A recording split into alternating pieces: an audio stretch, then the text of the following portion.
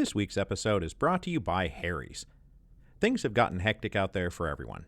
Summer is over, fall is here, school, work, and responsibilities are all back, and they've all got us rushing from one thing to the next with barely time to breathe. I've been on tour for the last 2 weeks, and I'm barely in the same town for more than 18 consecutive hours. But I carry all my Harry's stuff with me, so it's right there whenever I tip over from normal-looking travel weariness to, okay, you're looking a bit haggard there, bud.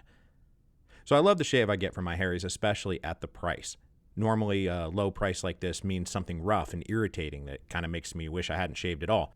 But with Harry's, I'm always walking away feeling good, clean, and refreshed, and perpetually happy I'm not paying outrageous premiums just to feel good, clean, and refreshed. So right now you can get Harry's starter set for just $3. Plus, you'll get a free travel-sized body wash. The set includes a 5-blade razor, weighted handle, foaming shave gel, and a travel cover. A $16 value for just $3. Just visit harrys.com/revolutions. So no matter how busy things get, stay fresh with Harry's. Get your Harry's starter set today, and you'll also get a free travel-sized body wash. Just go to harrys.com/revolutions. That again, harrys.com/revolutions. And now a word from our sponsor, BetterHelp. We've all found ourselves in situations where we've got some problem, and rather than trying to find a solution to the problem, we just settle in and fixate on the problem, and then completely forget that we should probably be trying to solve the problem rather than just rehashing it in our minds over and over again. One of the things that a good therapist can do is help us shake out of that habit of fixating on our problems and think more clearly about what a solution could possibly be, because believe it or not, finding a solution to the problem is better than just running it through your mind over and over again. And it's the kind of thing that we don't even realize we're doing, but with help and therapy, we can get a broader perspective to see the bigger picture and work towards overcoming and solving and disentangling ourselves from our problems rather than just sitting around with them forever. So if you want to be a better problem solver, therapy can get you there. Visit betterhelp.com/revolutions today to get 10% off your first month. That's BetterHelp, HELP.com/revolutions.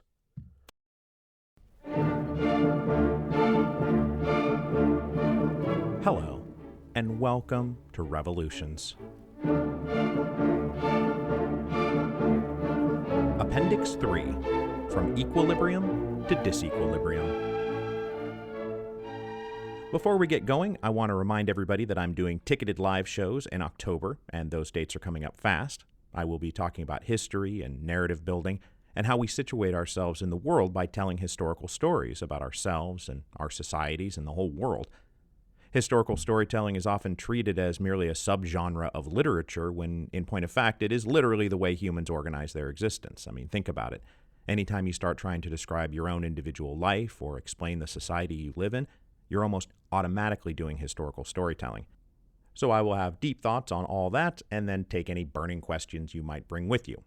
It's a great night, so I hope everybody will come to see me October 3rd in Austin, Texas at the Paramount Theater, October 4th in San Francisco at the Palace of Fine Arts, October 5th in Seattle at Town Hall, and then October 25th in Chicago at the Vic Theater, October 26th, Boston at the Wilbur Theater, October 27th in Washington, D.C. at the Lisner Auditorium, and then finally October 29th in Newark, New Jersey at the New Jersey Performing Arts Center.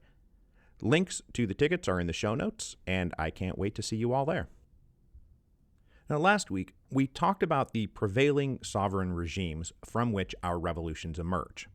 Now, the first thing to note is that revolutions are rare. They are not common events, and it's why when they happen, we are so gripped by them and so fascinated by them. Most regimes, most of the time, do as the British are so fond of saying they do, which is simply muddle along. Sovereign regimes are typically either just responsive enough to their perpetually fluctuating socioeconomic base to remain in power via slow evolutionary transformation, or they are so tyrannically repressive that they don't care, and they don't have to care. They successfully eliminate the slightest hint of opposition. Now, obviously, the most successful sovereigns do both. They both change with the times and prevent the formation of any true threat to their power. They preside over and maintain a stable political equilibrium where all possible threats are either mollified, co-opted, or repressed. And last week we noted that all of our ancien regimes achieved this kind of stable equilibrium for decades before faltering, and then failing, and then falling. And what we're going to talk about today is how the faltering begins, how a regime that has achieved stable equilibrium politically and economically and socially enters a period of disequilibrium. Because the kind of historical events that go down as revolutionary triggers, the kinds of things we're going to talk about next week, wouldn't have happened, or they would not have mattered at all in a stable political regime. It is only because the system itself has become unstable that it has entered an acute state of disequilibrium that a revolution can be triggered at all. So, let's talk about the onset of pre-revolutionary disequilibrium. Now, the thing that I have seen repeatedly over all 10 seasons of the podcast is that political disequilibrium begins at the top. There is an old saw about the fish rots from the head, and I found this to be broadly true. I think in all our revolutions, the opportunity for a larger revolutionary event is made possible by a significant split inside the ruling class. This split inside the ruling class matters not just in moral or psychological terms, but in material terms. The members of the ruling class are members of the ruling class because they control significant resources. They are rich. They run businesses and industries and banks. They own large tracts of productive land. They have influence and authority inside key regional blocks. They have a massive roster of clients, individuals, families, whole regions, whose fortunes are tied to some particular individual or family or faction of the ruling class, such that if the deal goes down, and we wouldn't be here if the deal wasn't about to go down, these defecting members of the ruling class can call on all these resources to attack the sovereign rather than defend it. And once that call comes down from the defecting wing of the ruling class, that's when popular forces enter the equation. Popular forces that will turn elite conflicts into revolutionary events, because those popular elements are initially suborned, approved, and encouraged by a significant faction of the ruling class. Now, we start with the rotting head not because only elite conflict matters, or that popular pressures from outside the ruling class circles don't play any role at all. Of course, there's much, much more going on. But a unified ruling class is a very tough nut to crack. As long as they're all on the same side, it's extremely difficult to get a revolution going. It's also obviously not the case that the popular forces called to enter the fray on behalf of this defecting wing of the ruling class have the same objectives as their alleged leaders. I'm just saying that time and again, the door to revolution is first opened by intractable conflicts inside the ruling class, from great English lords challenging King Charles I to pretty much every member of the Russian court challenging Tsar Nicholas. The flood of revolution rises in the headwaters of the ruling class. Also, just to make a quick point before we move on, the equilibrium that exists in the quote-unquote stable regime is by no means about uniform harmony. As we talked about last week, ruling class groups will always be divided between those in favor and those out of favor, and there's always going to be people grumbling not just about the individuals in power, but the whole system. So I just want to be clear here that the equilibrium we've been talking about is not about everyone in the ruling class agreeing with everyone else like they share a hive mind, but rather there exists a stable balance of competing forces who are jockeying for power and position and influence, such that those who might be inclined to overturn the whole system are marginalized and isolated. So when we go looking for pre-revolutionary disequilibrium, the question is not, is there conflict among the elite? Because there will always be conflict among the elite. It is, more properly, is the sovereign able to keep these conflicts inside the regular bounds of the political order?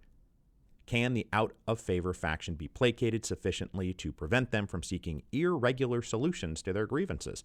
And can the in-favor faction be encouraged to not dig their heels in quite so much to ensure that such irregular solutions are not contemplated by their opponents?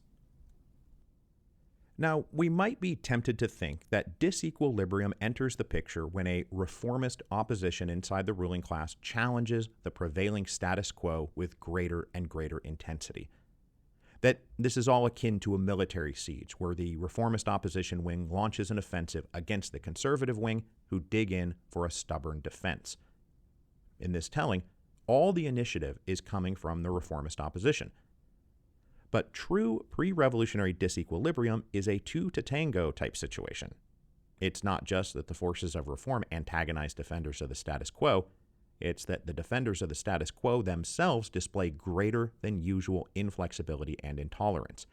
Their behavior is more provocative and inflammatory than it has been in the past. Now, a stable regime can grapple, if not intelligently, then at least competently, with the ever-evolving nature of the society they rule, such that calls for reform and innovation can be absorbed and responded to or outright co-opted. Pre-revolutionary disequilibrium comes when responsible leaders in the regime, monarchs and ministers and advisors, become unresponsive and stubbornly antagonistic in new and novel ways. There needs to be pushing and pulling on both sides for equilibrium to collapse. In the broadest and most abstract terms, what I think is going on in this push-pull struggle that creates pre-revolutionary disequilibrium is a conflict between innovation and tradition, between the desire to create something new and the desire to preserve something old. Now again, we might tend to think, yes, this is easy to explain. Opposition reformist forces from the out-of-favor wing of the ruling class launch broadsides against the defenders of the status quo. And indeed, this is often the case. There's a prevailing system of government, an available litany of ideas and reforms and policies from which to draw critiques of the system, and a growing circle of influential people in the ruling class willing to provide those critiques. Then, when their initial reform efforts are thoroughly stymied by an unusually inflexible sovereign, they turn to our irregular solutions. This is the very familiar story of innovative outsiders challenging insiders who are defending the traditional status quo. But there's a whole other side of the innovation-tradition dynamic, because innovation is not the sole preserve of progressive reformers challenging the existing sovereign. In fact, as often as not, pre-revolutionary disequilibrium comes when the sovereign itself is the one introducing innovations to enhance and entrench its own power. Think of the build-up to the English Revolution. The decade of personal rule by King Charles I is almost entirely the story of Charles and his ministers introducing innovation after innovation to the existing political system. Innovations in taxation, in religion, in administration. Whatever else Charles was up to, it was not about a conservative defense of the traditional status quo. So too with Crown and Parliament before the American Revolution. The story of post-7 Years' War colonial America is a story of new taxes, new regulations, and new rules being introduced into the political system by the sovereign. I actually found this dynamic to hold true for all the European colonies in the Americas after the 7 Years' War. The British, the Spanish, the French, the Dutch, the Portuguese, each in their own way introduced innovative reforms that triggered, with their very newness, resentment, anger, and combativeness from the colonial elite opposed to these intolerable threats to their traditional rights and privileges. So the innovation that upsets the political equilibrium and creates pre-revolutionary disequilibrium comes from the sovereign on behalf of the sovereign. What this means is that concepts like innovation and tradition do not really tell you much about the lay of the revolutionary land. Obviously, there are defenders of tradition who will turn out to be staunch conservatives and reactionaries. The Comte d'Artois and future King Charles X of France leaps immediately to mind. So too, obviously, Nicholas and Alexandra. These are people who you would never find on a list of revolutionary leaders who are obsessed with defending the traditional order. But there are also defenders of tradition who do wind up on the list of revolutionary leaders. Quite a lot of them. One need look no further than the colonial elite of British North America in the 1760s and 1770s. They were mostly interested in stopping innovative encroachments to their traditional rights and privileges and ways of life. It was the powers that be that launched a campaign of change and reform and innovation, not those who would wind up taking up revolutionary arms. We can also point to, say, the robe nobility of pre-revolutionary France, who used their institutional control of the Parlement to resist political, financial, and administrative innovations coming down from the crown, up to and including bringing in popular forces to support them. But on the other hand, we do of course find the forces of innovation intuitively in the revolutionary camp. In cases like the European revolutions of 1848 or Russia in 1905 and 1917, we find advocates of new things like constitutions and bills of rights and participatory parliament in the revolutionary camp after the deal goes down.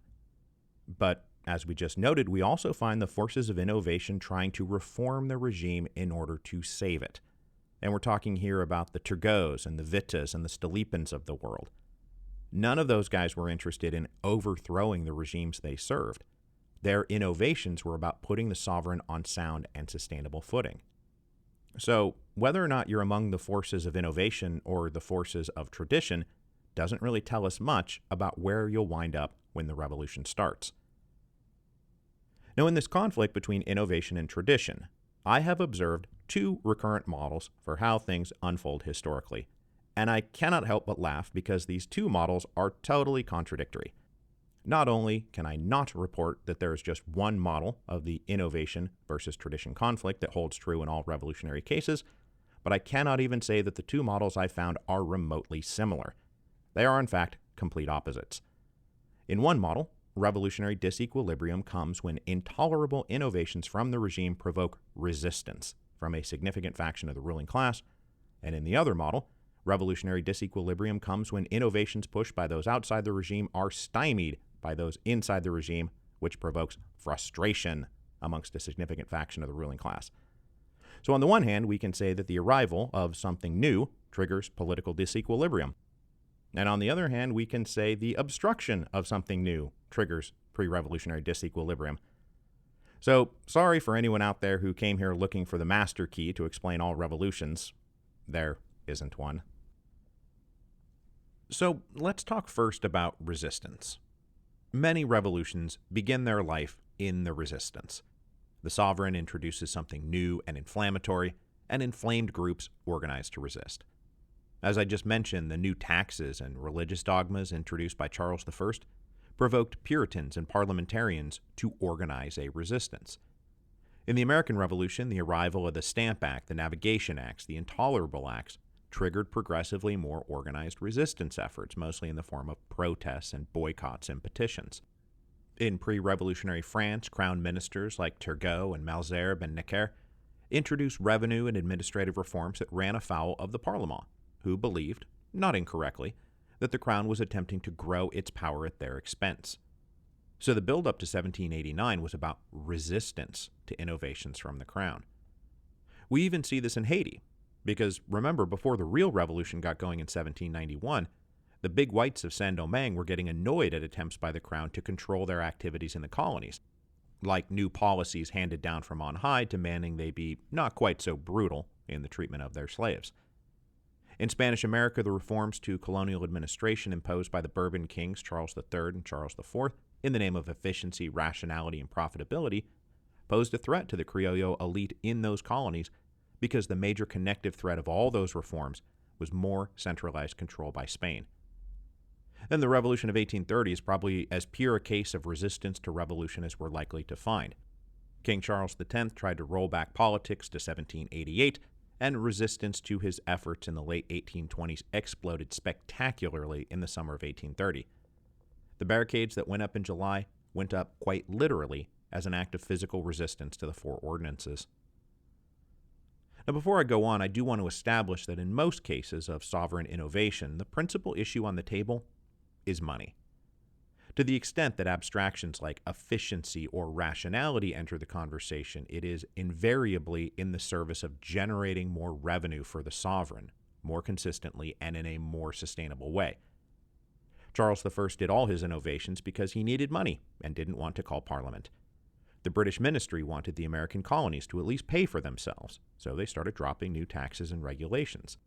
Then obviously everything going on in pre-revolutionary France is about the crown trying and failing again, trying and failing some more to get its financial house in order, to somehow extract money from their very wealthy kingdom. Now, this is not always the case. 1830 seemed to be mostly about personal pique rather than a cash grab, but resistance is very often driven by the sovereign's attempt to extract money in ways intolerable to those who have money. When the financial innovations fail to head off a coming financial crisis, often thanks to widespread resistance, those with money now have enormous leverage over the sovereign. And they're also now mad as hell about 10 to 15 years of intolerable innovations. That's where revolutions can come from. Okay, so many revolutions come when the sovereign innovates in ways that make people mad and trigger a resistance. That makes sense.